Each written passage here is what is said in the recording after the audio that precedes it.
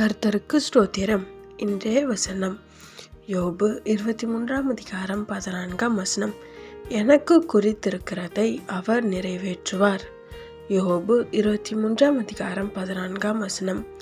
எனக்கு குறித்திருக்கிறதை அவர் நிறைவேற்றுவார். இங்கே வசனம் என்ன சொல்லுது அப்படின்னா, உங்களுக்குன்னு ஏசப்பா குறித்திருக்கிறத அவர் நிறைவேற்றுவார். ஆமேன்.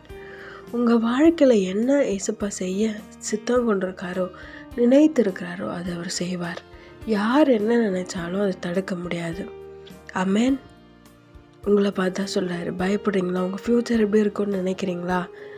இந்த காரியம் எப்படி முடியும்னு பயப்படுறீங்களா? ஏசப்பா சொல்கிறாரு, நான் கூட இருக்கிறேன், நான் காரியத்தை செய்வேன், உனக்குன்னு இருக்கிறத உனக்கு தந்து உன்னை ஆசீர்வாதத்தை உயர்த்துவேன்னு சொல்கிறாரு.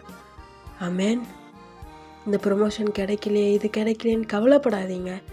ஏசப்பா உங்களுக்கானதை அவர் உங்களுக்கு கொடுத்து ஆசீர்வதிப்பார். அதின் நேரத்தில் அதின் காலத்தில் அவர் நேர்த்தியாய் செய்து உங்களை ஆசீர்வாதத்தை உயர்த்துவார். விசுவாசமாக இருங்க, சோர்ந்து போகாதீங்க. ஏசப்பா உங்களுக்காக யாவையும் செய்து முடிப்பார். ஆமேன்.